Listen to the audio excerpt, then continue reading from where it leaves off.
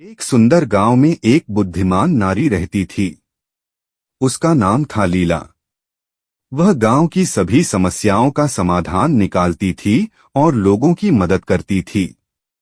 गांव के लोग उसे बहुत सम्मान देते थे। एक दिन गांव में एक प्रसिद्ध ऋषि आए। उनका नाम था आनंद। ऋषि ने गांव में शांति और प्रसन्नता देखकर लीला की प्रशंसा की। उन्होंने कहा, हे लीला, तुमने इस गांव को बहुत खुशहाल बनाया है। तुम्हारी बुद्धि और करुणा से लोग बहुत लाभान्वित हुए हैं। लीला ने विनम्रता से कहा, महात्मा, यह मेरा कोई विशेष गुण नहीं है। मैंने भी जीवन में बहुत संघर्ष किया है। मैंने देखा है कि दुख और सुख जीवन का हिस्सा है। हमें इन दोनों का सामना करने की शक्ति होनी चाहिए। ऋषि ने कहा, तुम्हारी बात सही है लीला। जीवन में उतार चढ़ाव आते रहते हैं।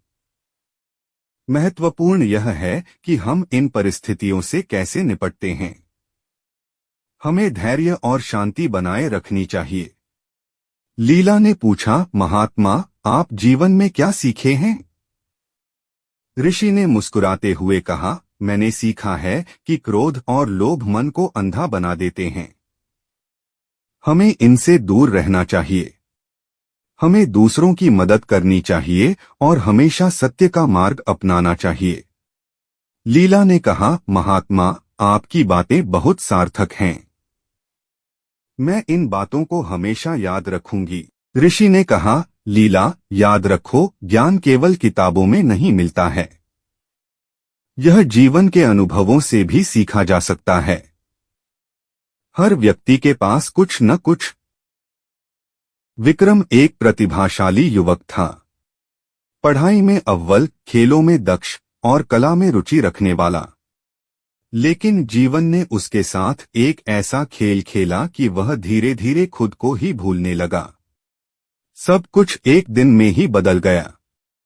एक सड़क दुर्घटना ने उसके माता पिता को छीन लिया।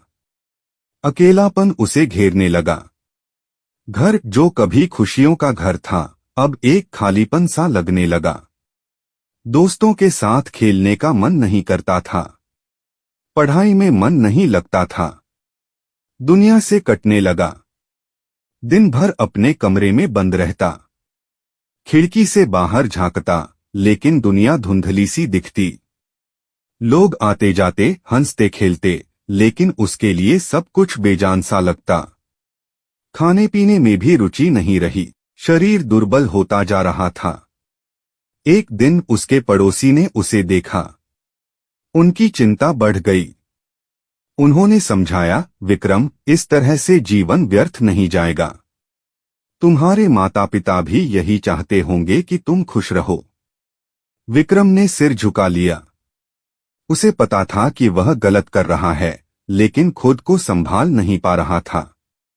पड़ोसी ने उसे एक पुस्तकालय में ले गए। वहां किताबों की दुनिया ने उसे एक नया रास्ता दिखाया। उसने साहित्य पढ़ना शुरू किया। कवियों की रचनाओं ने उसके मन को छुआ। लेखकों के विचारों ने उसे सोचने पर मजबूर किया। धीरे धीरे उसे जीवन का एक नया अर्थ दिखने लगा।